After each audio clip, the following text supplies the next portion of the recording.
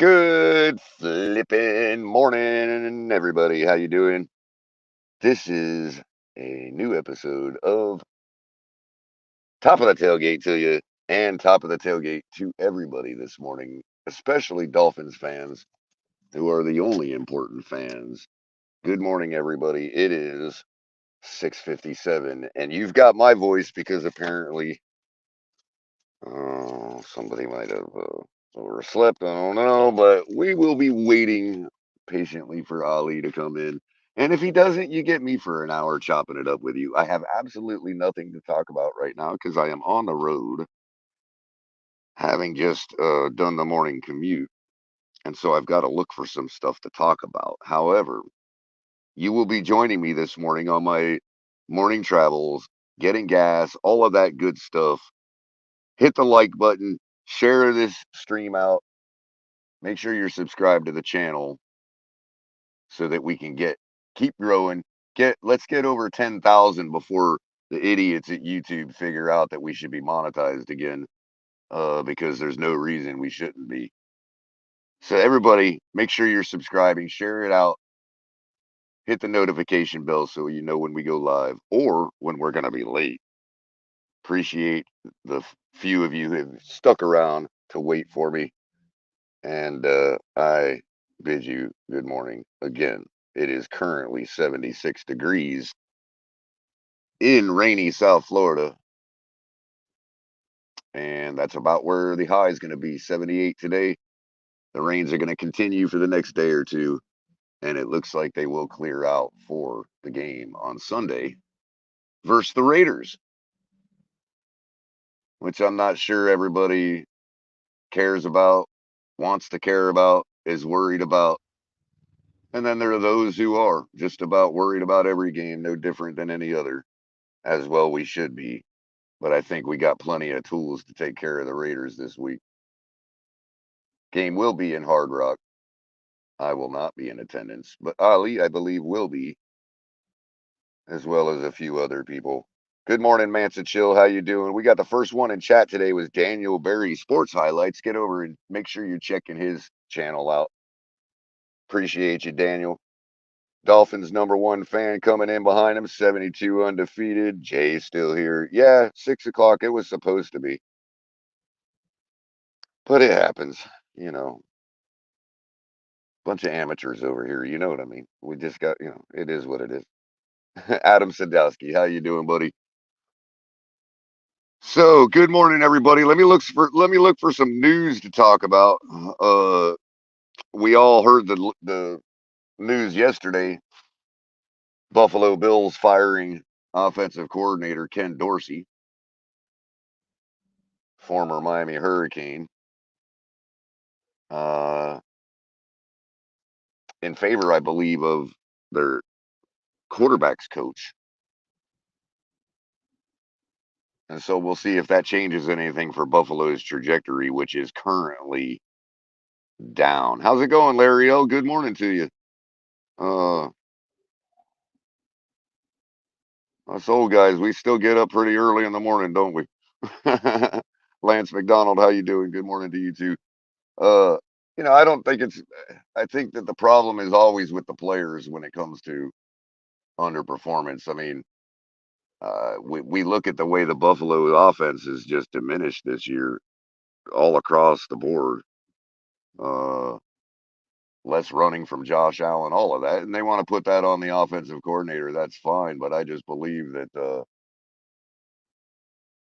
your guys up in the booth can only do so much, and I'm pretty sure that everybody's on board with the plan of not running Allen so much, but that's caused them to diminish their offense because I'm of the belief that they can't do anything if it ain't through Josh Allen's legs.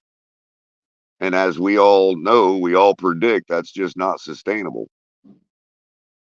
So I look forward to see him increase his running, keep lowering that sore shoulder, which is probably why he's not taking off with the ball so much, and keep it going. So I'm going to try to keep this going as much as along Ali's showed lines as I can. Coffee of the week today. I have had none this morning. I got up a little late myself, and as such, have not been able to make my coffee yet. So we will be having probably some McCafe right from McCafe. So um, that'll always be good. And of course, what in the world today? What in the world today? What in the world is Color doing a show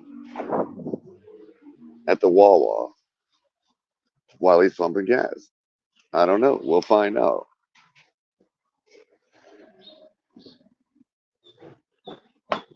But for what in the world, I'll just say, what in the world is wrong with all these drivers, man? Y'all need to learn how to drive. We're going to turn this into a morning commute rant, road rage rant. Nobody in this place knows how to drive. Have y'all ever watched those videos of other countries where everybody's at the intersection and there's no light and everybody just does whatever the heck they want to do? They're hilarious. You should check them out.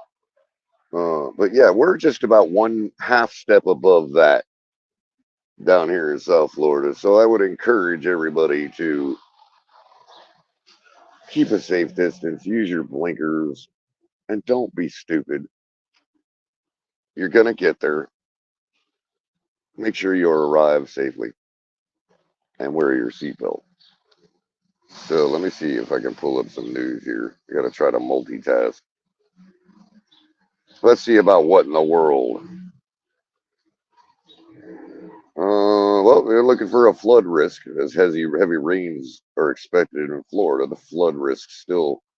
I mean, we're just sinking into the ocean down here. You know, what are you gonna do? Excuse me. Let's see here. So let's see what Jared Goff had to say to Dan Campbell. Uh, Not that I really care, but colorful message to Dan Campbell. Okay, that's just a love story. I ain't getting into all that. See if there's any Dolphins news. So how's everybody doing this morning? Pop in the comments. Give me some questions.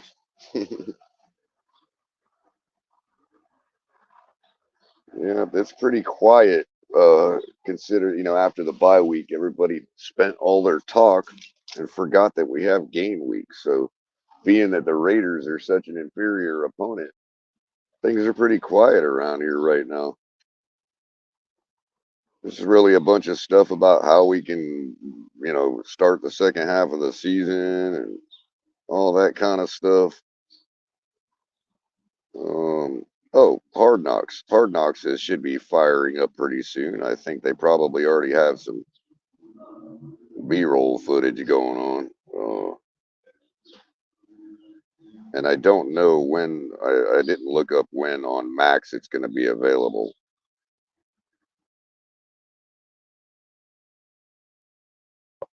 Probably a week or two behind the actual action.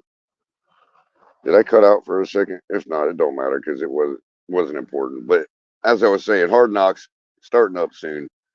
I'm on the record as Larry L says starts Tuesday.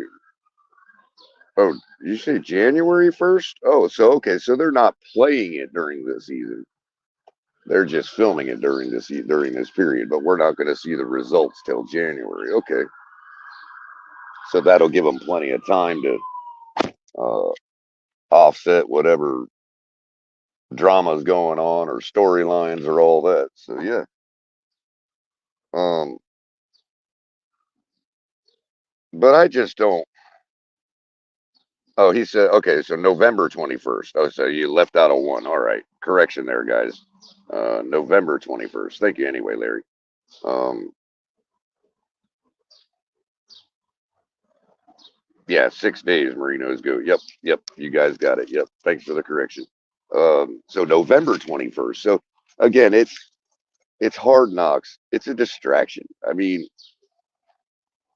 I'm not referring to the show itself or its merits or anything like that. It's not the show itself that bothers me. It's just I guess maybe I'm old school, but it's not even really about being old school because it's a new school phenomenon too. People just don't win when there are distractions in a football locker room. I mean, it just is what it is.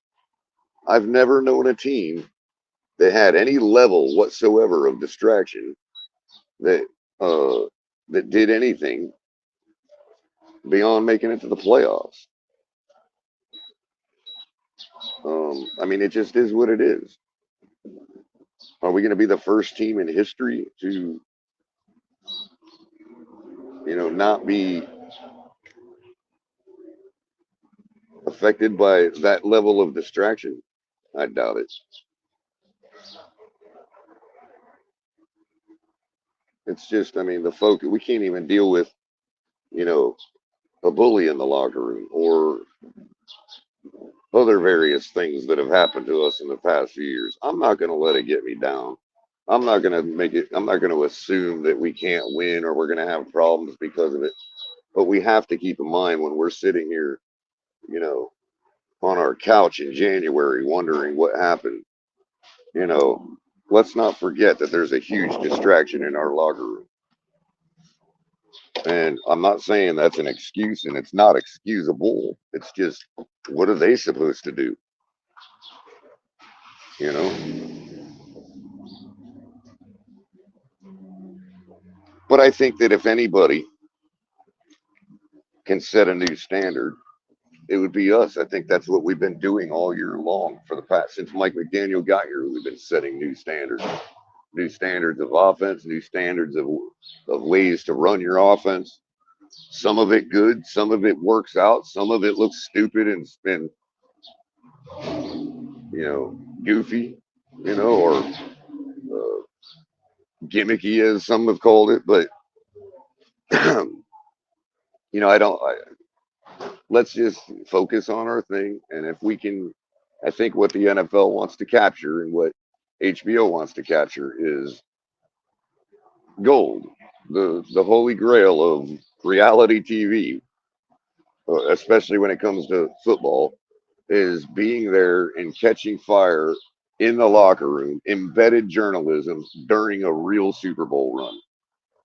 And if they're not just in it, I mean, and on the other token, if it ends up being a dumpster fire, well, everybody loves a dumpster fire, and they'll get ratings off of that too. So let's be that team that gives them what they want, that makes it pure gold, that shows the world how you go on a Super Bowl run, Miami Dolphins style, the only ones who have ever done it without losing a ball game. Oh, what do we have here? What in the heck is going on out here? I got somebody in back that just popped in. I gotta figure out who it is, but let me get rid of this banner real quick since we're done with the what in the world segment. We're Who never we got done back with here? what in the world. Oh, You we're know never that? done with what in the world. Yeah. What in the world Well, happened glad at you my could join us house? because What in I the was I was the I was about I just spent the only story I had this morning was the hard knocks talk. Yeah. Well, what in the world happened at my house, man? Can't even Internet make go it. out. My alarm doesn't go off. Oh, how annoying. I feel so tired, bro. It's not even funny. Oh well, welcome to your own show, Ollie. I Appreciate you. appreciate it, man. Thank you for taking it live. I really appreciate that. Oh, my pleasure, man. My pleasure. The audience appreciated it. Jay was getting a little antsy in chat. You know how he gets sometimes when we're late. Mm-hmm. Yeah, I know. I know. I'm sorry about that. Ladies and gentlemen, first of all, before we get any further, I gotta get something off my chest. But we got Larry Ellen here today, this morning, bro. You believe that? Wow, Larry L, I Yeah. appreciate you, bro. I appreciate you. And Um, Michael K finally decided to show his the Dolphins collapse is imminent. Really? Well, that's just still better than it already happening, which is mm, more than I can say for y'all. Just saying. But Ali, why you do that? I'm gonna jump out a second because I'm here at the convenience store. I gotta finish up getting gas and stuff. I will be right back in as when you're finished up. all right, all right. Thanks, sir. No worries. I'm just gonna go in back. Okay. All right, ladies and gentlemen, make sure you hit the like button. Everyone, please do that for me. I really appreciate it. There's a few things I would like to go over, which I had planned on this morning, having a monologue about it, but that's okay. Um, First of all, Color is my brother, right? I know on what was it, 2 days ago, Monday, there was some passions, flying left and right, some unsaid things that we hadn't talked about yet. And we may have said some things that, we didn't really mean or go after each other. But in the end of the day of it, I respect Color more than anything in the world. And I apologized to him afterwards and I talked to him about it. And we both understood, where we had faulted. But we also both understood where we do agree on a lot of things. And that's about this team. That's about the Miami Dolphins, right? We love this team more than anything in the world. We love it to its core, to its foundation. We definitely love its fans as well. And one thing is for sure, because of the type of person that Color and myself are, we never ever turn our backs on this team. Ever. Now, recently I may have made comments where I say there's some fake fans around here, and those comments are aimed at the people that are those bandwagoneers, the ones that just jump on the bandwagon because we won a game. But no, that's not the type of fan that I am. I'm the type of fan that, regardless win, lose, thick or thin, it's like a marriage. I never give up on this team. I will root for this team no matter if I'm wrong, no matter if we're losing, win, doesn't matter what the weather is, sunshine, wet, stormy, hurricane weather does not matter. What day of the week does not matter. That's the type of fan that I am. I'm calling out the fake fans that say they're Dolphin fans, but they just want to turn their back. I have people telling me, oh, you guys can't win the big game, so I'm going to go ahead and root for another team now. Who does that? Who does that? Now, I know for a fact that it got under people's skin. People were kind of upset with my comments. That's okay. That is okay. Because that's intended. It was intended to do so. It was intended to rile you up, get you all excited, and actually get you focused on what matters. Listen, I understand people want to throw around the word fraud. I do not believe we're in fraud. In fact, fraud is being used in the wrong manner here. Me and Color agree on that 100%. We're not frauds. You could say we're pretenders. Okay, then that makes it, that's the actual definition I would use personally. When you want to say that, but we're not pretenders. And regardless if we are or not, this season's not over. We have what? Color, and hopefully he comes back to correct me on this. We have what, 7 games left? More, maybe 8 games, whatever. Maybe 8 games. We have 8 games left, right? You're on mute, Color. Yep. We have 9 in the books, 8 to go. we have eight games left. A lot can happen. We could go on an 8-game winning streak. Are we still pretenders?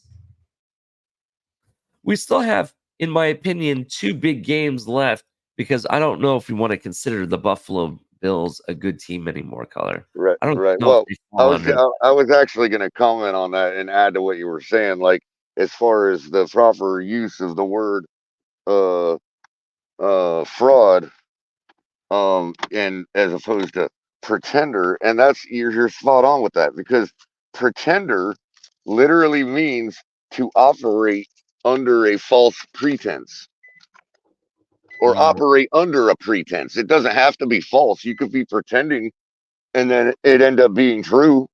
You know what I mean? Because it's just a pretense. You're just operating under a pretense. The pretense in this case is that we are a quality football team that can contend for a Super Bowl. If that turns out not to be true, then we were pretending. We were operating under that pretense. But to be a fraud suggests that there is some form of nefarious intentions involved. The dictionary even literally adds the motive being for profit or gain. Fooling somebody basically for profit or gain. And I mean, you could say organizationally we might be doing that, but we've been doing that for 50 years, and every organization does that. That's the nature of the sport. But when it comes to fraud, I don't even think and it's going to might surprise some folks, but I don't think even the Buffalo Bills are frauds. I don't even think they fit that definition. You know why? Why? Because in order to be frauds, they would have to actually, like, they're not frauds because they're just bad. Well, like they never even got out of the gate. They never even got to the point where they're promising a bunch of stuff or pretending anything. They're just bad. Here's the other part of it about being frauds or fraudulence, right? Fraud or fraudulent, the term is that there is a knowing malicious intent behind it. So you know exactly that you're not what you say you are, right?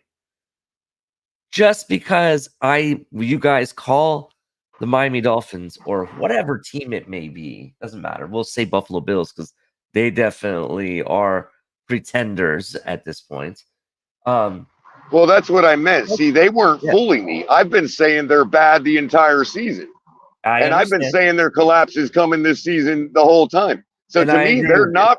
What I'm saying is, to me, they're not frauds. In order to be a fraud, they would have to be a good team masquerading as a bad team, and they're just a bad team. I understand. I understand, and I don't disagree. And that's what I was trying to explain.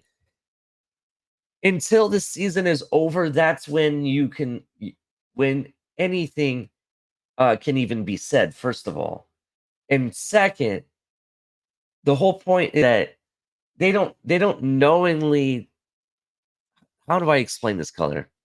They don't have the know that they're maliciously doing this. It's not premeditated, right? It's not premeditated malicious intent, right?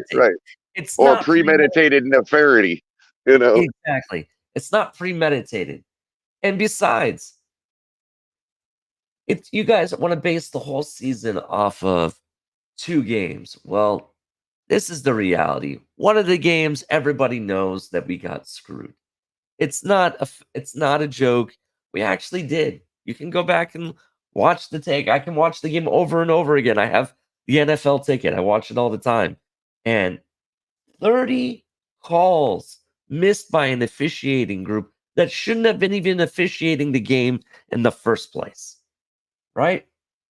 Not 1, not 2, but 30 calls as a collective affected that game. That will always have an asterisk mark next to it. I am sorry, color. I will say it till I'm blue in the face. And apparently they've been demoted already.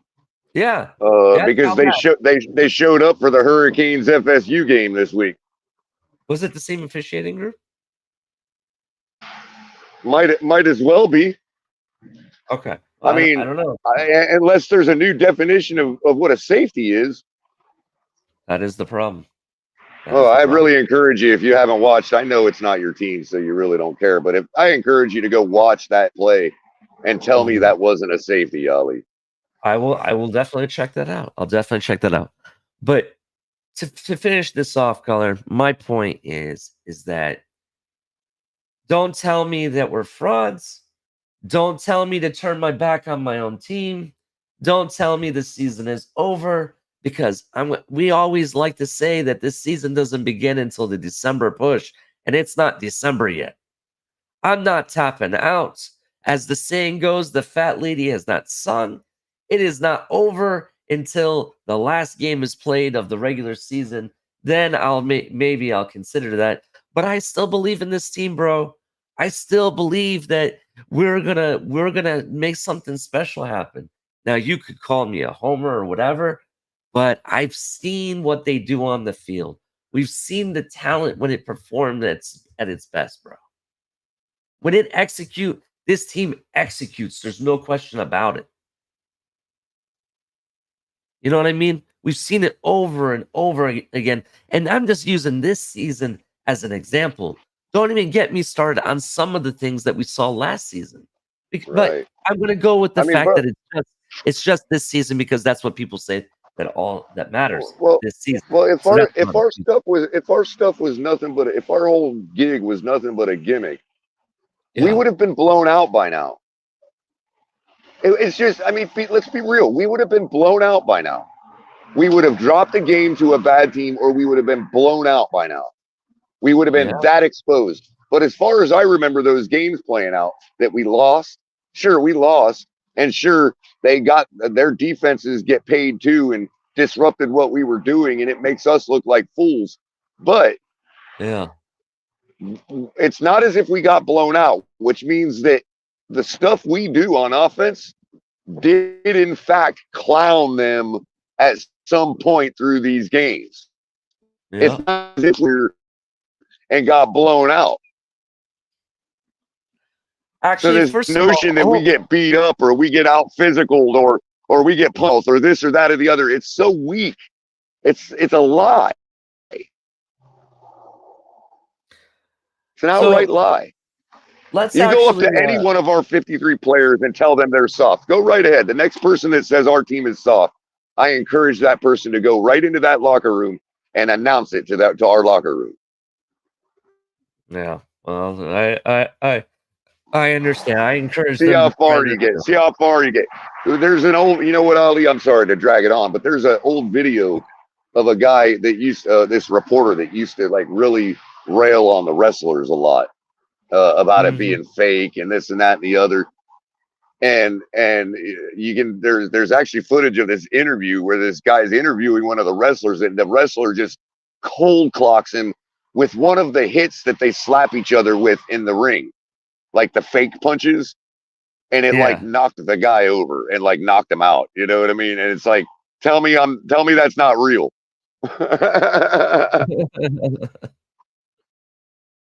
Oh man. That's I that's encourage crazy. anybody telling us our team is soft to go right into that locker room and announce it to our players and see how far you get in that locker room. Listen, Color, now that I have you back up here, and I told the audience this, but because of my tardiness or how I was absent this morning, I don't think I really got it off my chest fully. Color, you didn't deserve 90% of the things I said to you. And I understand that we both are stubborn people and we didn't understand each other at the time. But I'm sorry. And I hope you accept And my apology. I absolutely do. And you also didn't deserve the reaction that I gave you from the 10%. So I absolutely apologize as well. And it's something I've always, the audience knows I'm volatile. And it's something I have to continue to work on reacting that way. So I absolutely apologize profusely myself, publicly, and for the world to hear. And Yeah. I would hope I, you I would accept it. appreciate your apology and let's let that be bygones and let it go, all right? Because now Color and I are focused on you, the audience, or you, the fan base.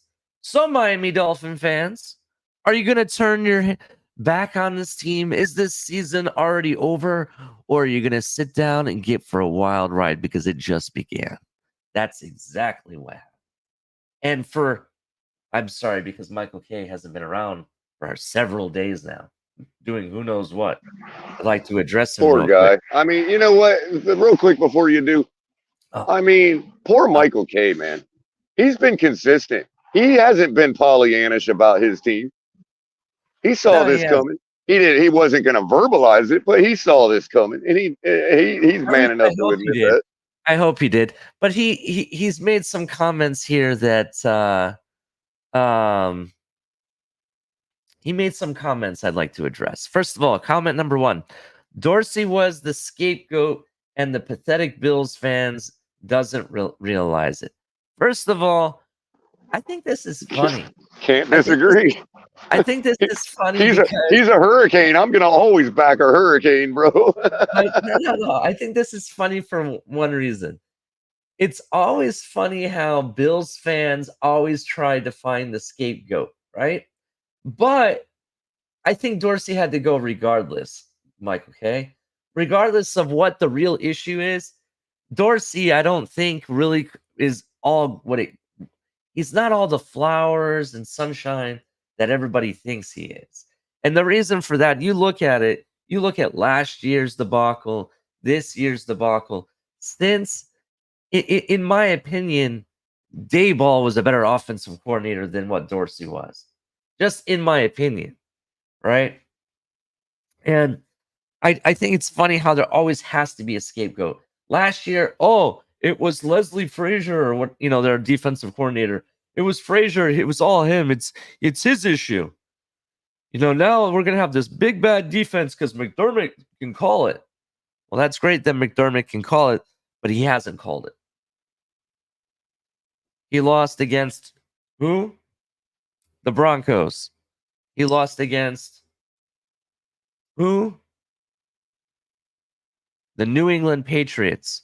The two teams, in my opinion, that were running for the number one pick, at least on the AFC side. You know what I'm saying? They always got to try to find somebody that is, oh, this guy's the scapegoat. And I'm not talking about Michael K. I'm talking about his fan base. But that's what I think is kind of ridiculous, right? Right. And while I agree with you about Dorsey as far as Sure. Good. yeah, he ain't the greatest thing in the world, but he No. also I don't believe he was the reason they were losing. I actually do. I do think it's Josh part of it, Allen has George. legs that he hasn't been using this year. And This there's is a reason true. for that. You know what I mean? This is And true, but I don't think it's because of play calling. I think it's because the guy's shoulder is hurt and nobody yeah, wants to admit it. You I know? understand. And see, I think what we saw a lot of is that there was a lot of, even when they tried to execute and it was failing, bro, it almost seemed like the offense is confused on really what the play should have been or execution. There's too much confusion going around. And that lies with the offensive coordinator and who's making the calls and whatnot. It also lies on the head coach more than anything else. Well, That's why I isn't he think a he first has a year problem. offensive coordinator? Like This not is just the first second year, year. I This is mean, the second year. Yeah. second year with them. He's the Okay, second year as the offensive coordinator, but he's been with the team, I want to say, the last 3 years, all maybe right, 4 years. all right.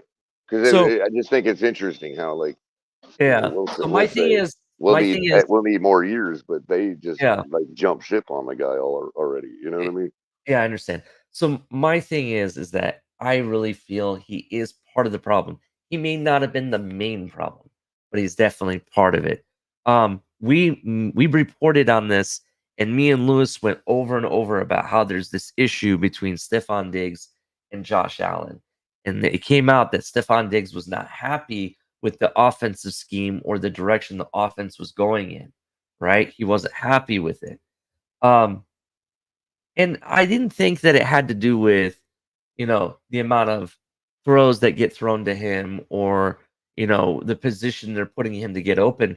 Because there's times when Stephon Diggs is wide open and they're just not going to him. They're not at all. I think there's a confusion on what they want to do offensively, and the schematic of their offense, and that falls on both the head coach and the offensive coordinator. And that's why in my opinion, I think that's who's at fault. Um, it might be Josh Allen in his arm, but I don't really think that is the case. I don't think that's the case, to be honest. Well, maybe I guess maybe I guess both could be true. In other Mhm. words, Dorsey could be doing things that rely heavily on throws that Allen can't make right now. So in other words, he Yeah. may be designing his offense based on Allen and what Allen has shown he can do. And if his shoulder's having a problem, and he just may simply not be able to do that right now. Look, You we've know. been talking about pretenders, color. McDermott and him as a coach is a pretender, to be honest. Well, let me let me And let me put well let me put it this way. Uh, mm, and this isn't anything that I believe. This is something that was bantered around in our fan base, yeah, as to to throw shade on Tua. We've heard this before that uh, the reason the offensive coordinator or the head coach or whoever looks bad is because he can't. Or we've used this about our offensive line too. Oh, Liam Eichenberg is doing good right now, but he's still limited. So McDaniel can't call certain plays, that uh-huh, we normally would run, and so that's a quote unquote excuse that we, you know, throw around here to excuse uh-huh, think people like Tua or Eichenberg. You've heard this before, where it's like, oh, Mike McDaniel. Pete says it all the time. yeah, McDaniel's limited because Tua can only do so much, right? That kind of trope. You know what I mean? yeah, And I think that a lot of that is what's actually going on with Allen right now and the hurt shoulder. You know what I mean? Like there's just things they can't do that they normally yeah, could. You know, and and what I mean is that Dorsey, for his fault, didn't adjust that, didn't scheme for that. You see what I'm saying? For them to be successful. Anyway, yeah. Also, color. Well, first of all, I definitely understand where you're coming from. I definitely do. But this is what I'm talking about right here. They refuse to believe there's an issue between Stephon Diggs and Josh Allen. And Michael oh K yeah, is saying add that to the mix. Three things can Michael be K true. is saying that that has never come out. Stop making up stories. It has come out several times in the media, but you refuse to believe it, bro. But you refuse to believe it. I have video from the beginning of this season where Stephon Diggs is telling Josh Allen, play smart, play smart. Why does he have to tell his quarterback to play smart? Why? Because he doesn't believe in his quarterback, because he doesn't think he's going to make the right decision. And that's where the issues are lying. Even even Stephon Diggs' brother is saying, get my brother out of there, bro, on Twitter. Why are they keep making these comments that there's no issue?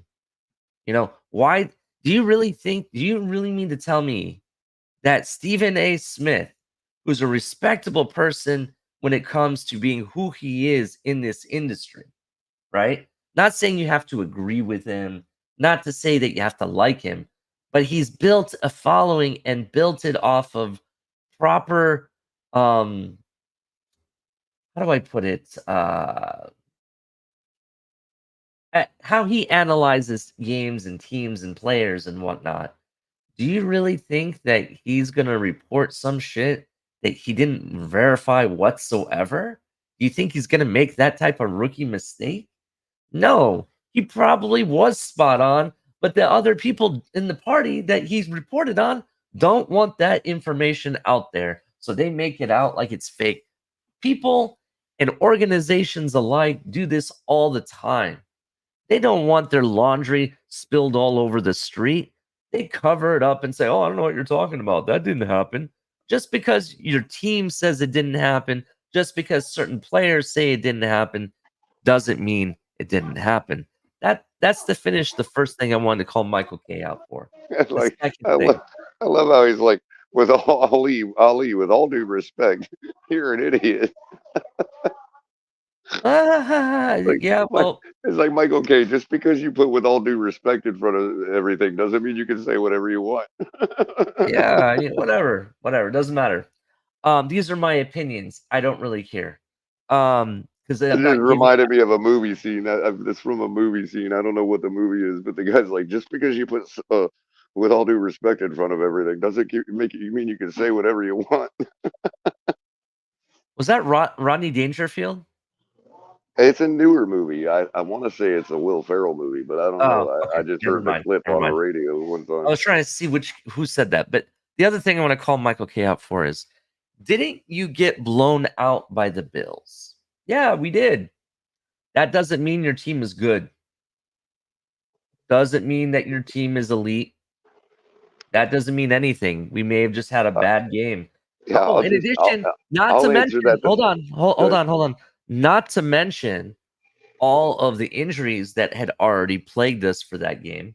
I mean, Mhm. we threw Liam Eichenberg at center. That was the first game he ever played center out of nowhere, and it got announced what hours or the day of the game. He finds out he's starting. You know what I'm saying?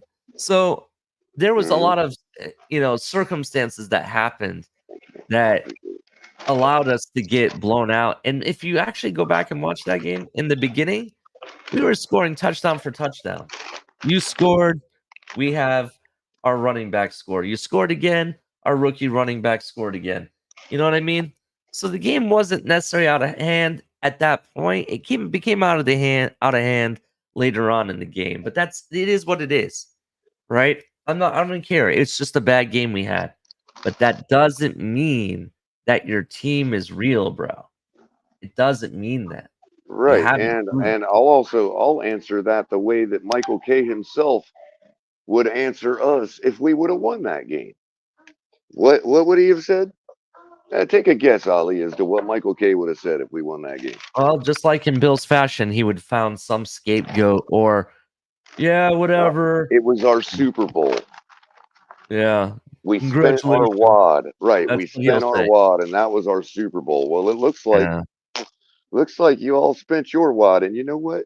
I remember myself saying something about, hey, they beat us 48-20 while we were decimated with injuries, and they gave up some players to get that victory by Mm, injury. And I warned that we could to expect it to affect them down the road. They dropped more injuries against the Giants the next week, and now here we are. They spent their mm, wad to beat us, and they know it. And we mm. didn't even show up. They did. We They didn't even did. show up. We just didn't care. Yeah, I mean, Listen, let's be real. We played with the intensity of a team that knew that the season was not mm, over if we'd lose. with all due respect, Michael K, you're just a Bills fan. I'm gonna end it with that. Anyway.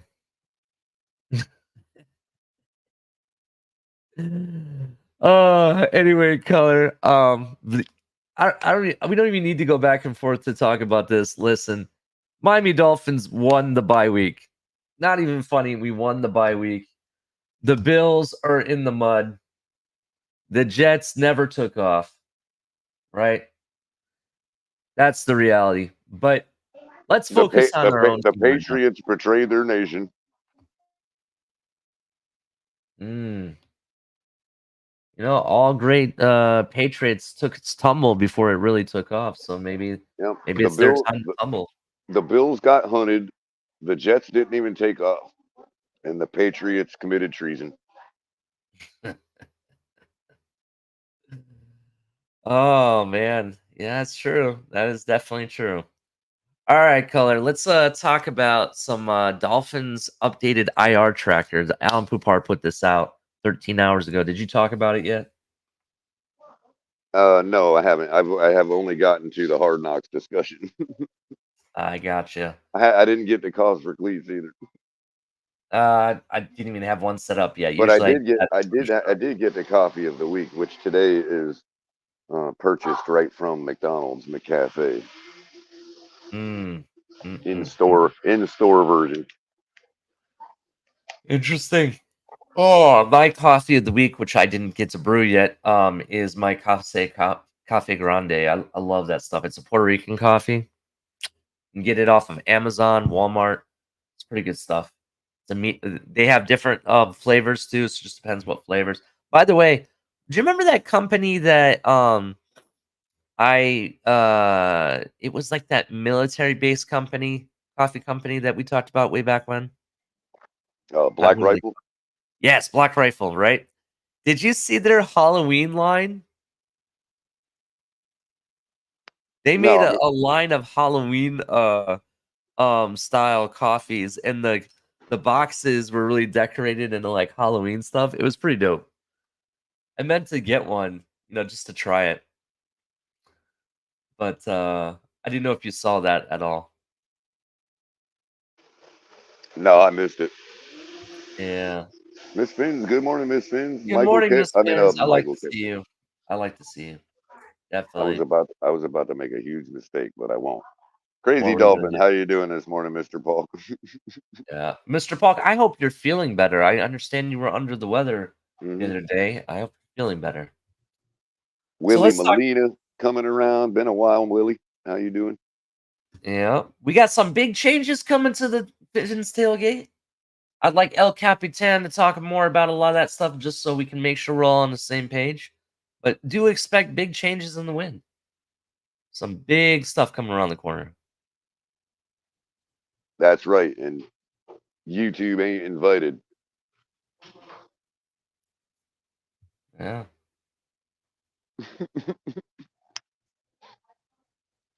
I'm not gonna rail too hard on him, but yeah, YouTube ain't invited.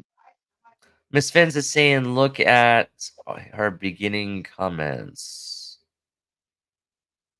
Can we? Uh-oh. I don't know if we can go back that far, can we? Let me see. Let's see here. Where's Miss Finn's first comment of the day? Nah, I can't Oh, accept that, I, guys. I thought I was watching Hard Knocks TFTG edition the other night. That one. Oh yeah.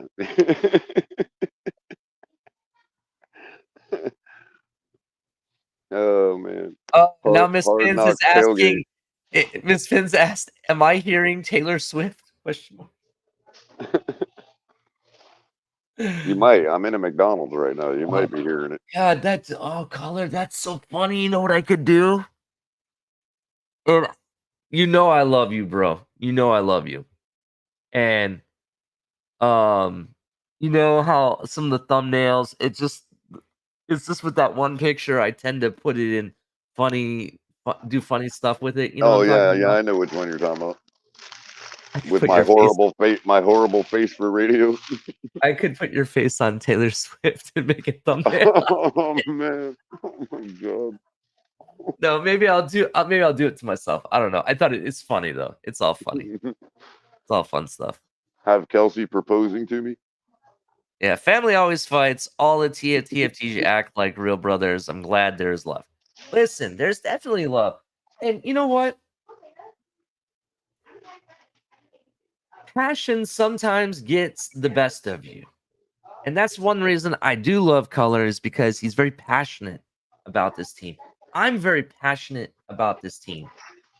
I refuse to believe in the idea that we're whatever the I'm going to say the F word because I refuse to even say it because it's fake, right? I refuse to say we're even pretenders. I refuse to say that the season is lost. Nothing that has happened thus far has proved that to me. What we have seen, though, a team that actually can compete with Kansas City. Win or loss, it didn't matter. We still competed with them, right? We were still, it was still a competitive game, regardless. We didn't get blown out. We didn't get destroyed like everyone thought we would. So they did prove something.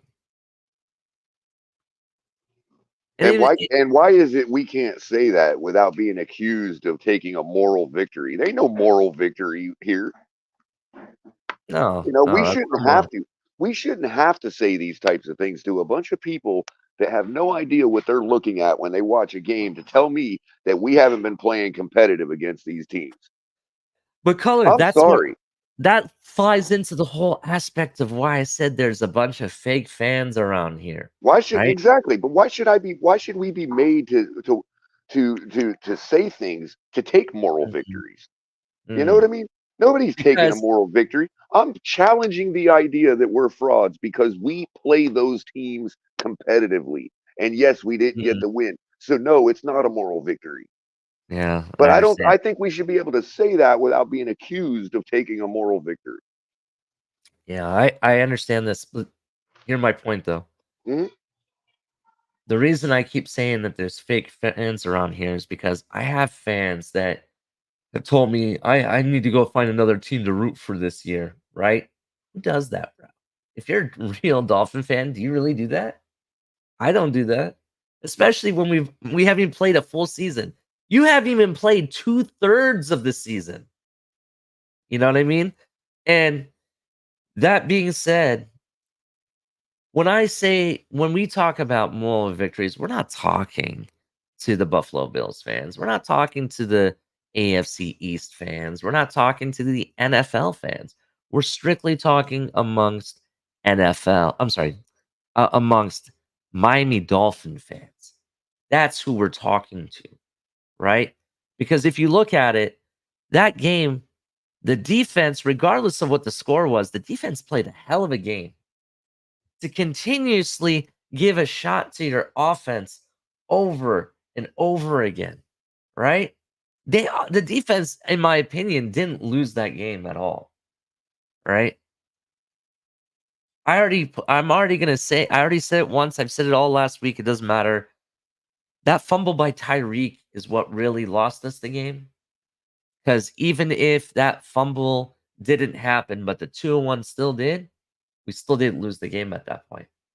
That's why Right. We would I have gone into overtime. Tua's debacle yes, would would have have caused us still to go into overtime. yeah, we would have still done that. And that's why I really how do I put it? That's why I really believe we didn't really lose that game except for that fumble by Tyreek. And it happened. We had a bad game. People want to hate on the offense saying, "Oh, well this is a bad game against the offense, blah blah blah blah." Was it really a bad game against the offense? Was it? You went up against the Super Bowl champion, right? The team that I expected to bring us the most competitive game. And the most competitive games does not mean 1,000 yards and it's over 70 points and touchdowns. It doesn't always Hmm. mean that color. Sometimes you're going to have a very, very low scoring game where either offense can't really move the ball at all, right? That means both teams are very competitive. Both teams are very good. Hmm. You know, there's a lot of circumstances that go into that.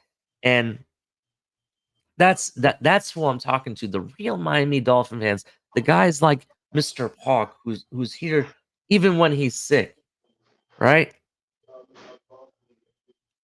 Willie Shark Molina, Ali and Color, do you check out Big O?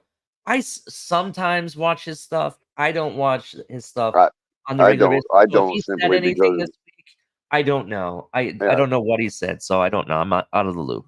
I don't Um, because he simply does nothing but peddle animosity, misery, and hate. So no, I don't watch him. listen. As a fan, I used to watch everybody, right? I used to watch everybody. And when I first started coming around YouTube, I was watching everybody. And then when I joined TFTG, I still watched everybody, but it was starting to become more limited. Now I try not to watch everybody because when you watch everybody and you listen to everything they're saying, you tend to just rinse and repeat what they already said, right? I'm trying to give you guys something authentic here. So everything I'm going is based on what I see on the field and maybe some of the news that I see I'll give you my take on it. But I don't want my take to be the same or be like anybody else. Not saying that's what they do, but You know that's what why I I don't find watch him? myself doing when I watch all that stuff. This Go is ahead. no disrespect to Willie. I appreciate the question. This is not meant for him at all. Yeah. But um, the reason I don't watch Big O is because nobody's going into his chat asking him if he watches Ali in color. There you go. That's a good That's point. why I don't watch Big O because he don't give the guy. I don't care about people that don't care about me. This is bottom line. I'm too old to worry about people that don't worry about me anymore.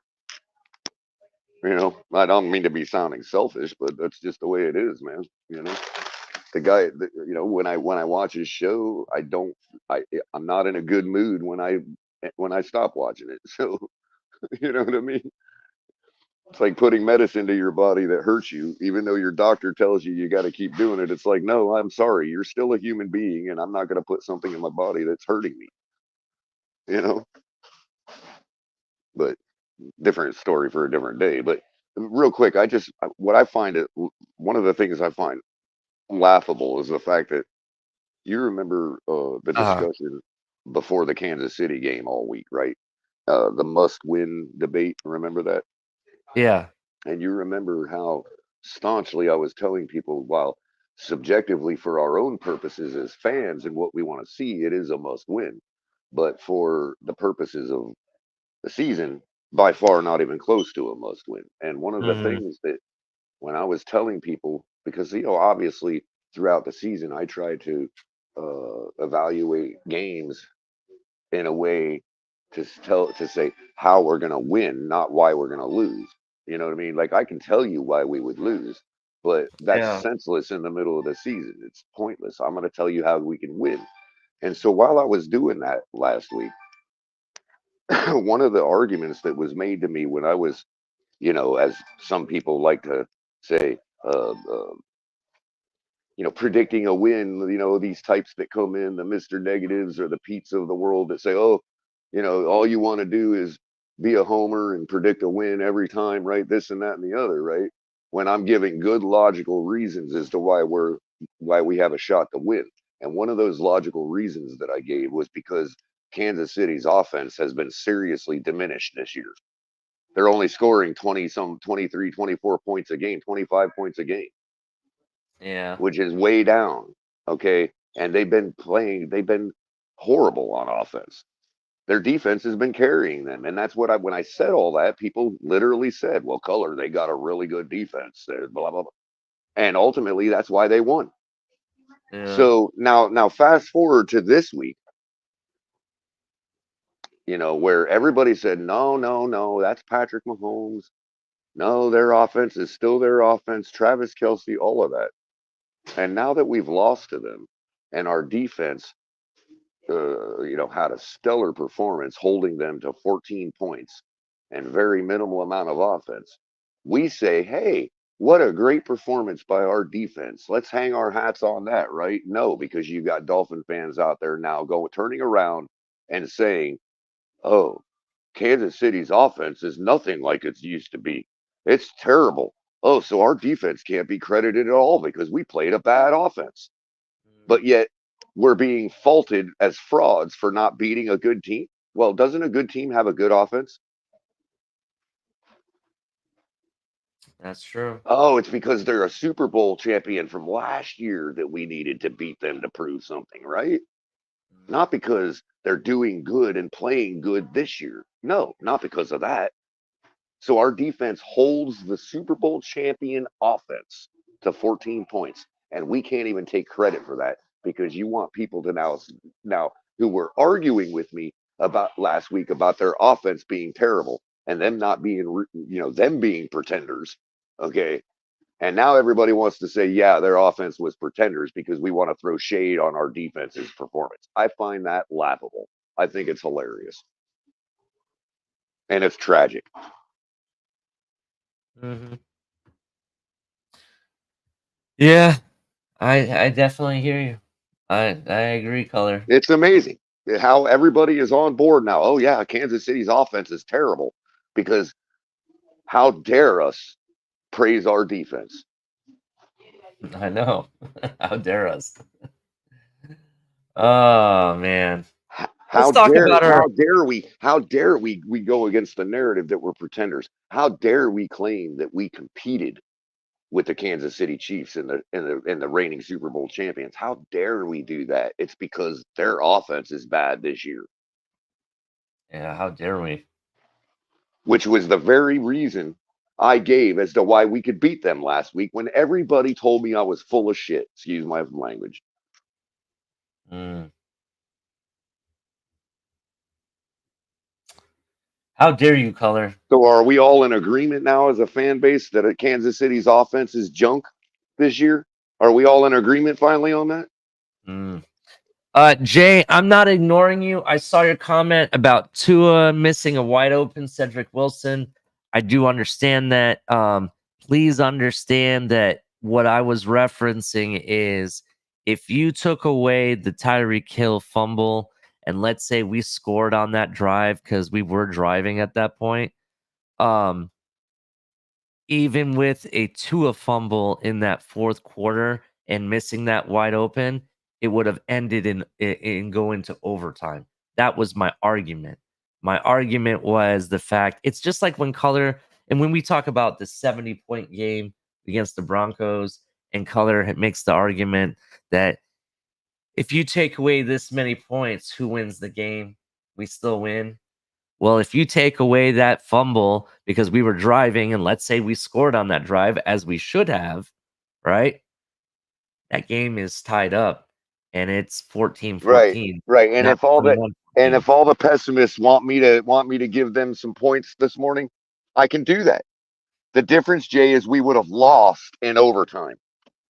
That's the difference. We would have lost in overtime. And that means, guess what? We competed. You're not going to tell me that a team that plays the Super Bowl champions to overtime could be considered a pretender after that. So my point is not to say we would have won.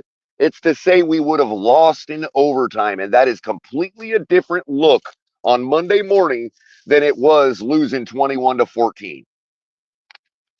You're not going to tell me any different. You can imagine that that's not how it would have been. Okay. But I've been watching football for the better part of what, 35 years? You know, I know what a competitive game looks like. Mm. I'm sorry to tell you. I'm sorry to be such a authoritarian or of whatever, but I'm sorry. I know what a competitive game looks like. Todd Labruto has a good point. We could have actually won the game in that drive that we should have scored because it would have been 17 14. That's a good Oh, point, because too. you could argue that we would have got okay, we would have got a field goal, right? But I'm not guaranteeing us points there. Butterfly through Actually, butterfly effect. now that I think about it, he's right. Todd is right. I miscalculated this because if that fumble doesn't happen, Kansas City doesn't score that leading touchdown, right? No, they would have There tied the would be game. no overtime involved. We could have kicked the field goal. We would have been up 17-14 Well, and maybe close let's the game out. right, So but he is let's say right. they He's still right. let's say they still answer our score though. It's a tie ball game at that point. You're right, Todd. Go ahead. Go ahead. It Yep. was already tied. I thought the go ahead touchdown was the scoop and score, wasn't it? Yes, it was. So Right. the point is what he's trying to say, which he's right. That 21 points would have never happened. They would have been stuck at 14, and That's what I'm saying. we had not made that fumble. We would have just kicked the field goal, Right, but we and we can't would have got. guarantee the field goal would have been good, and especially in our case with Jason Sanders. So let's be real. I, Let's not credit us with that field goal, but let's just say, hey, the song remains the same, Ali. You know yeah, what I mean? So the yeah, I hear game is you. I tied, hear and you. we go into overtime. You know what I mean? Overtime is a completely different look on Monday morning than what we got, and everybody Mm, knows it. mhm. And all these people that are calling us pretenders or are expressing their concerns, as some of them say, bullshit. I'm sorry, I'm calling bullshit. I know what a damn competitive game looks like, and that was a competitive game. Very And much so. replayed 99 more times, we win at 50. Mhm. Mhm. Nobody's going to convince me otherwise. I'm convinced of it. We don't choose what we're convinced of. I'm convinced of it because of we are pattern seeking machines. And I've been watching this game for the better part of 40 years. 38 years, I think I calculated the other day. Yeah, Nobody's going to almost tell me that nobody's going to convince me that that was not a competitive game. And that's not taking a moral victory.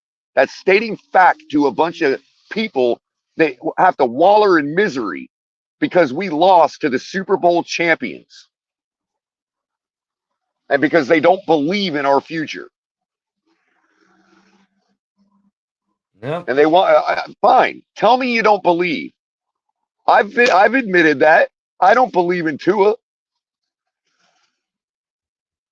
I'm convinced we can win with him, but I don't believe in him. But then again, the premise of believing color, you don't believe in anything because then that would mean you have faith, and you don't have Well, faith. that's what I'm saying. That's what I'm. Well, belief Yeah, without fact, without evidence, I got you. is You fake. you like to have evidence, which we have evidence that Tua can actually Well, pull out evidence is big what games. So, convinces uh, you of something. You know, yeah, I got you. and we don't Uh, choose what we're convinced of. yep, I understand that too. People think Oh, they let's do, go but if over. you're Let's go. choosing, you're faking. Good.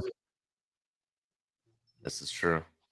So, color. Normally, I Yeah, shut the I show was just down at. saying, if you're choosing to be convinced, right, right. But likewise, Ali, if you're choosing to not be convinced, you're faking as well. Mhm. We don't choose our beliefs. We don't. You can't just choose to believe.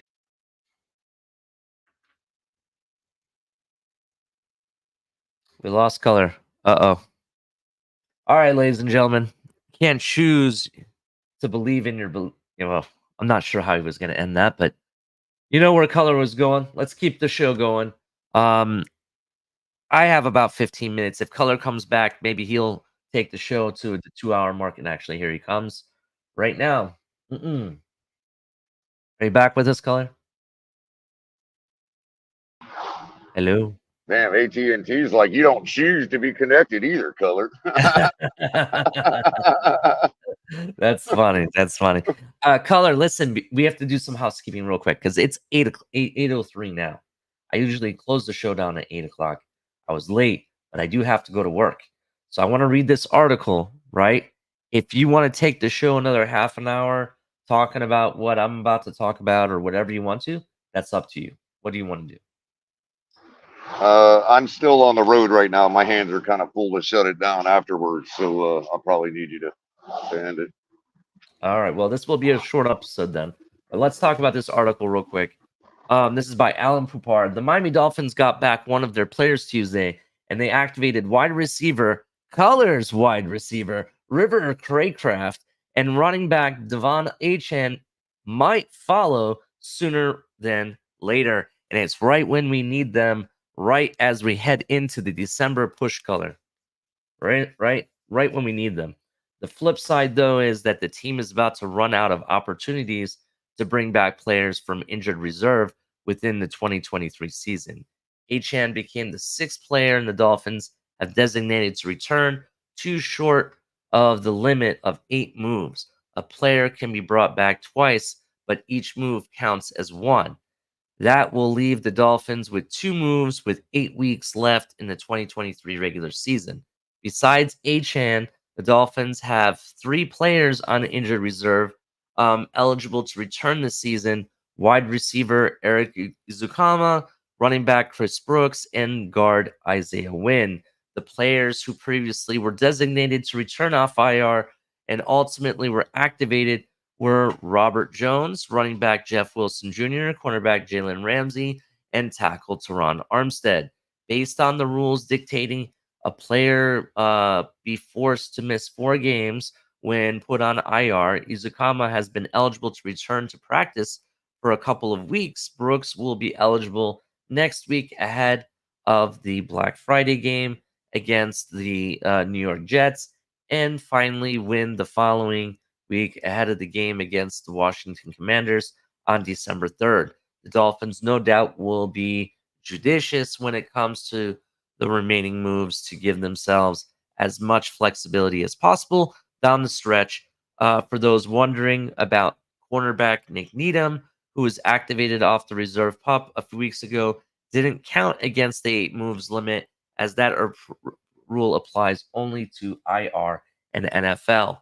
So that being said, color, I personally think that Isaiah Wynn needs to be one of the guys that comes back. If we only have 2 moves left, right? Isaiah Wynn has to be one of those guys because this This offensive Yeah, I line, totally agree. I don't know if it can take another injury, bro. We really need And there's Isaiah simply Wynn. nobody to fill that spot. Like there's nobody even on the street. So Yeah, I yeah, called it. I said Isaiah Wynn would get that guard position, and I wasn't joking about it. So yeah, that I really think he has to be the one. Now, here is the big question mark. We keep bringing in receivers and we just activated a receiver. Now, I understand why you bring River Craycraft back. He's the one receiver that knows exactly where to line up. He performs to the best of his ability in the run blocking. You never have to worry about him. He knows exactly where to be, how to be, and when to be. And he is a pure pass catching wide receiver, right? Um, that being and said, mainly during the play, Ollie, he knows where to be. Like and not he just lining up, but also during the play.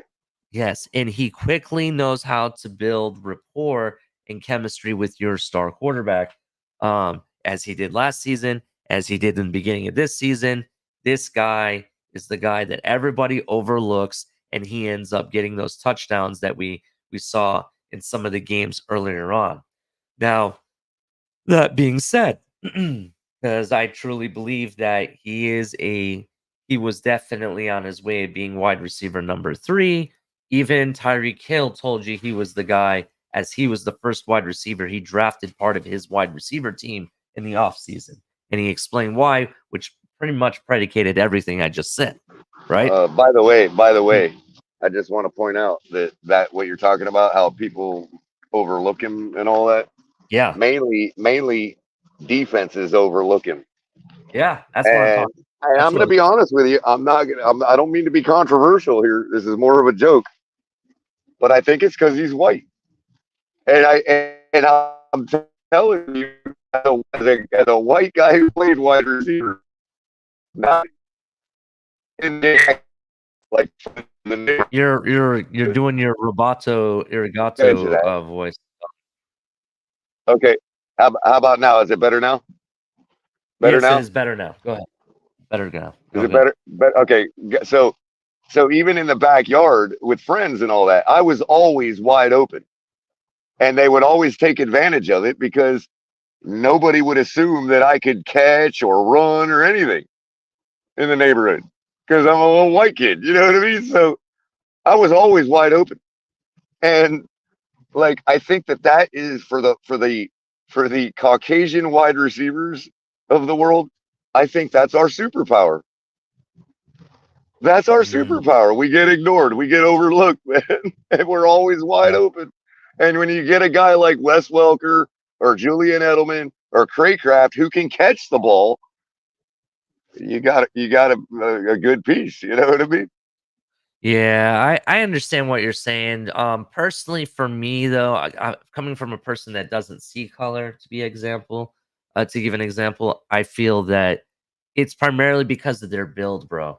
Small, short, Well, I stubby mean, I, kind of I guys. I didn't mean to say They, it like I see color. It was more like a lived experience, Ollie, for myself. You I know what I mean? understand. I agree. I knew where you're going with it. I'm just giving my opinion here.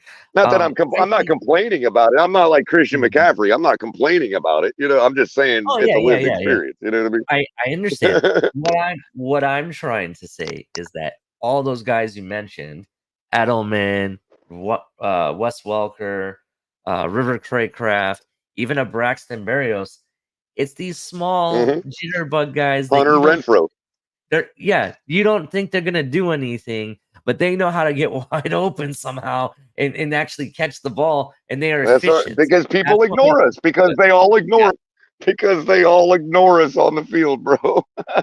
Yeah, I understand. I understand. So let's keep it moving, color, because I do think that I understand why you bring River Craycraft back, but I think Isaiah Wynn has to be one of these guys. Now, the next guy that I think that needs to be brought back, um, it might be a hot take because it's going to leave somebody else off, right? I don't think you bring back Easy. I don't. I don't think it's needed. You have enough wide receivers on this team, right?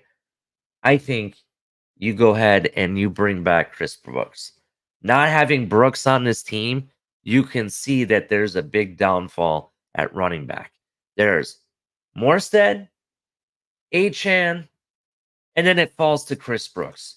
Because so far, Ahmed and Jeff Wilson haven't shown me nothing. They haven't shown me anything that shows that they can do anything in this run game. Mostert and Achan have done over 95% of the running back work, right, this season. And they've shown me something. Chris Brooks, in his short period of time that he was here, he showed me stuff when we used him, right? You saw what he did versus the Broncos, right? You saw that what he could do. You could start to see him developing. I think you bring him back. That's my last one. Isaiah Wynn and then Brooks. That's what I think you do. I will up that thought to. I think Mhm. that's what will. I think we as an organization agree, And which here's is another hot probably why take. we probably work. Yeah, I understand. And here's another hot take. When we bring back Chris Brooks, you're gonna wonder, well, who are we gonna drop? Don't be surprised if Savon Ahmed gets dropped. Just gonna point that out there. Savon Ahmed is in a dangerous spot right now. He needs to show something. Yeah, they're also looking at Robbie Chosen too. Is he still even? I thought he got dropped already. I'm not sure, I but the haven't seen talk him was since we ramp. got Chase Claypool. Have you seen him? Since we got Chase Claypool, have you seen him? I haven't seen him at Like all. that was the thought as to how they're going to how they're going to fit Craycraft back in, Okay. and All right, that makes sense. also I didn't know Schwartz he was now, still on the 53. because I was we signed Schwartz to the practice squad, so he's still got to be able to be moved up also. You know what I mean? So we got to uh we got to find a spot for him too if we're going to move him up. that's if we're gonna move him up. Right, right. Mm, Now I don't. I think we have intention to move Schwartz up. yeah. I don't think we brought him in here as a safety valve or anything like that. I think that we have full intention of incorporating him into our main offense, simply because the guy's got 4.2 speed.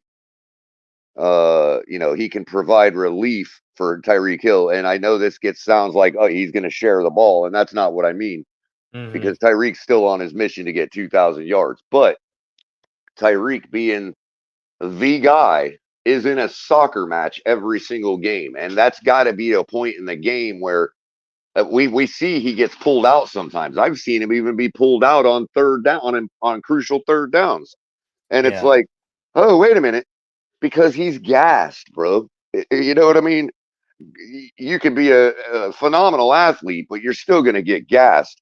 And Yeah. so a guy like Schwartz gives you the ability to, when Tyreek is out on those breathers, our offense doesn't have to miss a beat. We can still do our things to get Waddle open and stuff like that, because Mm. Schwartz is pretty much as fast as the rest of the guys. You know what I mean? Yeah, I So as understand. far as that threat of speed, um, and here's the other thing. And these rumors get bantied about every single time we bring in a new wide receiver. I get it. So I'm not saying there's any confirmation, and I would take it with a grain of salt because they're typical rumors. Mm, But there is a rumor that, and could be verified or confirmed because it was an Instagram post or something back during the draft that Anthony Schwartz was drafted in. There's some rumor that Tua had made a post with the eyes emoji, mm. and apparently they have some kind of friendship and know each other. You know what I mean? And Tua has nothing but high praise for him. Now I know that's a typical rumor that gets thrown every time we bring in a wide receiver. I get it. The guy's from Auburn, which ain't too Mhm. far from Alabama. Maybe they struck up a friend. Maybe they had similar paths. Maybe they were in a you know coaches camp together or something. Who knows? But if there's any truth to that, then I think that the bringing Schwartz in was with intent. You know what I mean? Not just extra guy because we can't go down the stretch, without extra guys. You know what I mean? I understand. Trucker Sean brought up a something I almost forgot about. I think it's Michael Carter got dropped by the Jets, right? That is And correct. Yesterday And got cut by the Carter, Jets. from my understanding, at one point, he was Decent, a sought after, looked at running back that we were still decent, considering. still decent. Uh, do the Dolphins make that move, or has someone made that move already? I don't believe anybody has, but cutting him out of the blue like that is probably by his request, which means he may have suitors already. And because it's the trade deadline is over and all that, that's the only way you can really, Because here's move. something you could look at, bro. Brooks, for example, right? We don't have to bring him back at a certain point this regular season, right away. You know what I Right. mean? You bring in Michael But we Carter. would have to save that move, is what you're Yes, saying. you have to Right. save it for him. I get it. But you bring in Michael Carter, you drop Savon Ahmed because at this point he hasn't shown Yeah. anything. He's Mm-hmm. had one touchdown, but you were already at the 5-yard line, Mm-hmm. right? You were already there. That's all he's done this whole season. Now, you bring in Michael Carter, you drop Savon Ahmed, right? Then you could hold off bringing Brooks Mm-hmm. until you absolutely needed to. And maybe never, given Yeah. Michael Carter being a veteran, and you know Yeah. he's not. I mean, he's not a bad. He's a decent running back. If for those that might not remember, Michael Carter is the guy that did the waddle in our end zone,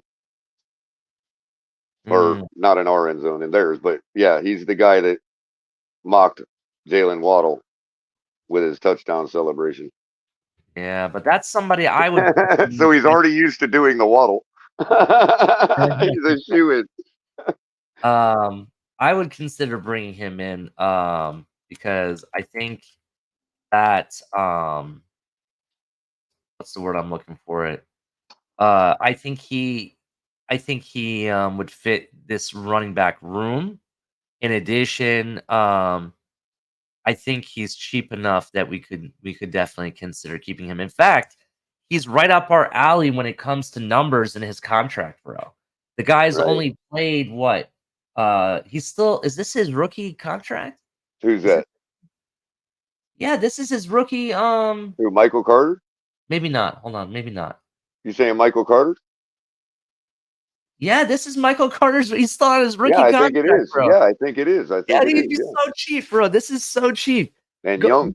he costs like right now he's costing about nine. His base salary is 940,000. Cap hit is 1,000,022. Right If we next make that, season. mhm. Good. No, I Next was gonna season, say if we make that move, it'll likely be after the Jets game. I understand. No, maybe before. Maybe before. Well, because if they did us a favor by cutting him secretly, then we won't play him against them. You know what I mean? That'll be the hey, we'll cut him as long as you don't turn around and embarrass us with him. You know what I mean? I don't think teams look at it that way, but I bet yeah, there's all kinds of dealing like but that even going next on, season, bro. you get him for one more year. Uh-huh. If you were to pick him up Right. off waivers, which I think he's already passed waivers at this point. Hmm. But if you were to pick him up off of waivers, it would have only been 1,137,000 that you have to pay the cap hit Oh, I again. bet Buffalo is pissed, So bro. it's pretty inexpensive. He's right up our alley. Why wouldn't you bring him in? I would consider it. I would I bet definitely. I bet Buffalo is pissed, dude. 'Cause they just brought Fournette in and they haven't even used him, and then they lost, and now their season's like tanking, and they have no reason to bring in another running back when they could have just held firm and waited and got a guy like Michael Carter, which could have actually made a difference on their season. Yeah. That's the other thing. Uh, We don't necessarily know how bad Brooks's injury is Oh, coming in. that's what I had brought up Nene's comment. Good morning, Nene. And yeah, I thought it was severe enough to end his season. I thought. I can't remember for sure, but I thought it was pretty He destructive. didn't require surgery, so I think it No? was it Okay. wasn't that Okay. bad. But Okay. that was my thing. How bad is his injury? And second, so even if it's not that bad, if you could delay bringing him back to see Hmm. what happens, because let's say He we is bring still him a back. rookie. Hold on though. Let's say we bring him back, right? And you drop somebody that ended up being a need because another injury happens the very next day. You know what I mean? You Right. kind of got to be choosy and you kind of need to time it out right so you have room for the what ifs, those Mhm. variables that you don't account for, right? And that's kind of where I'm at with this.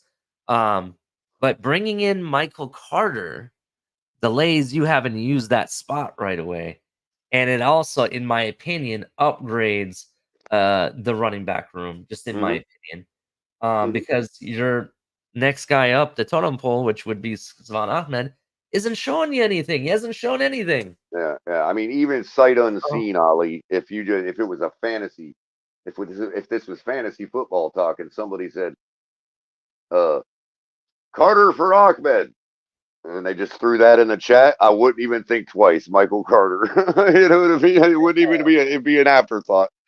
this is the guy that we as fans were talking about. We want this guy, and the Jets got him. Remember? I remember that in the Well, he draft. already made, and he already hurt us, bro. Like, Yeah. and by doing the waddle in the end zone, do you think that was a message to the Dolphins saying, "Hey, I'm the guy you should have drafted instead of Waddle"?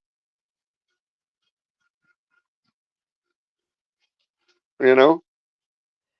Nene makes another good point, though. Is there something up with Michael Carter? Why did they release him? My understanding is a couple different things. If you guys remember, Cook has been complaining about his role in that running back room and the lack of touches he was getting, Hmm. right? It could be related to that. It could also be the frustrations because they were saying that the team was very frustrated with the where this offense was going and people were disagreeing and stuff, and they had to have a closed door meeting. You know what I mean? To Yeah, how clear do the they go air. through all that knowing what their real problem is? The We fact don't that know. Rodgers ain't in the game. It's That's like, true. how do they even bother with all that? That is absolutely true. Color, I it mean, is. all you're doing is revisiting last season. It's the same thing. Of course, we've got problems. That's why we brought in Rodgers. Mhm, that is definitely true. Listen, we got an interesting week coming up. We got the Raiders in town, right, Color? We got the Hmm. Raiders, and they're a team that has won 2 straight games, I believe, since appointing a new head coach Hmm. and or interim coach. Hmm. And they're kind of, I don't want to say they're hot because you got to win 3 in a row to be streaking. I need to Man, let's cut. be real. You got to put more than 10 points against I the need to, Giants, man. pour that cold water and cool that heat down that they're bringing, I was right? gonna say, but you got if you call it heat, you got to put more than 10 points on the Giants. Let's be real. Yeah, this is true. This is definitely true. But a win is a win. Win is a win. And I need to cool them down.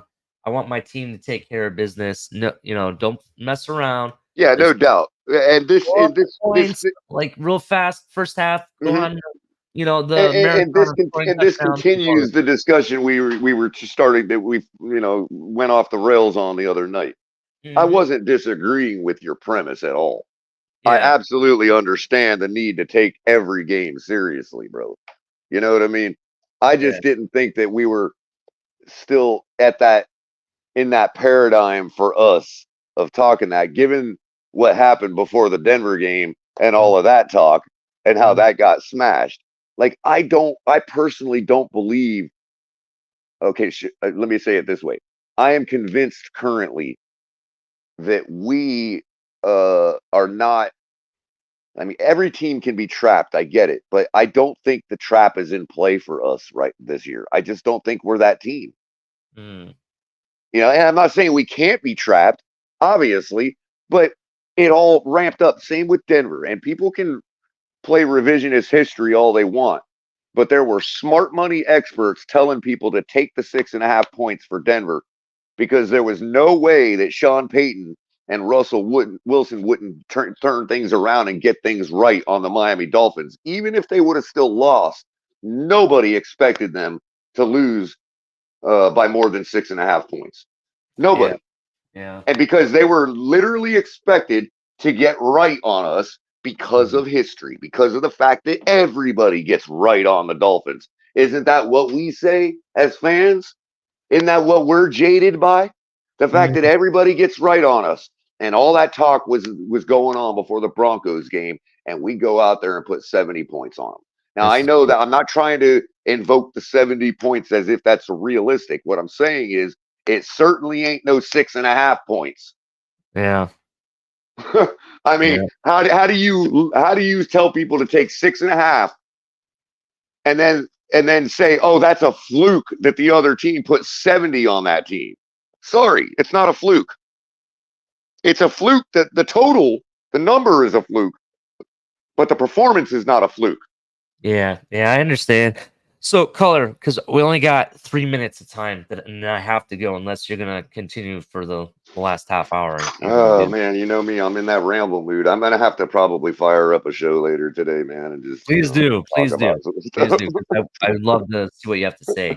Um, but just to clarify about the Raiders thing, I guess maybe I should have worded it differently. I know my team is talented enough to take care of business. That's not in question.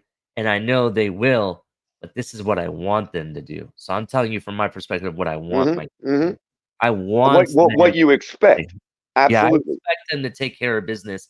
I expect them to make sure that they do what they gotta do and get off the field, without any shenanigans. I hmm expect them to not fool around.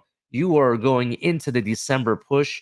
This December has had history with us that has not been very faithful to hmm us, and we need to make sure that we do whatever we need to keep on this course and not become the Buffalo Bills, but also right? we have to That's what accept we need and to do. face the possibility that Mike McDaniel, being a Mhm, methodical type of person that he is, mhm. that we look like we're struggling again, just like the Carolina game, just like the Giants game, where we're sitting there going, what's going on? And then by the end of the game, we're like, oh, yeah, that's right.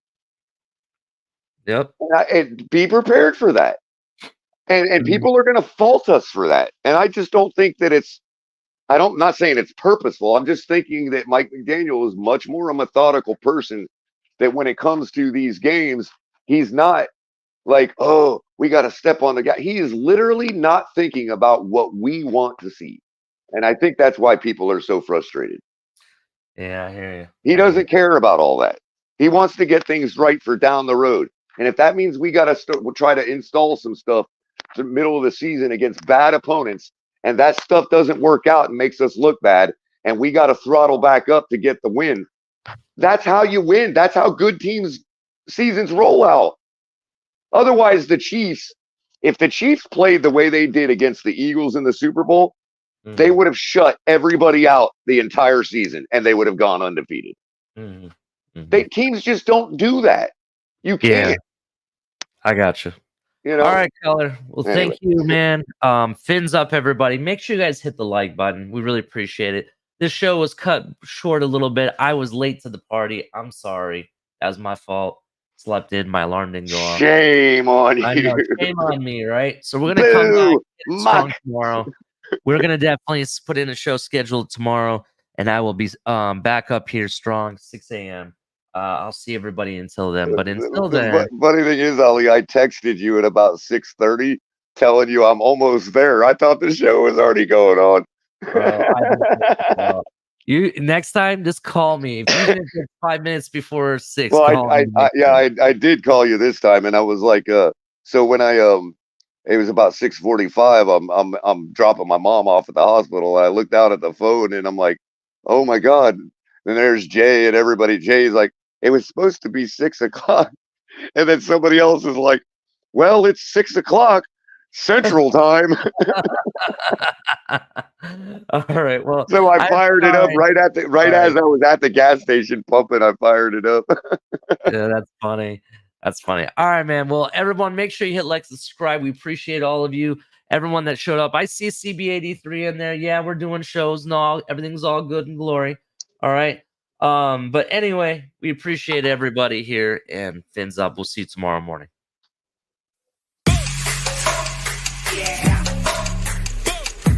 CB must be a rubbernecker in traffic, man.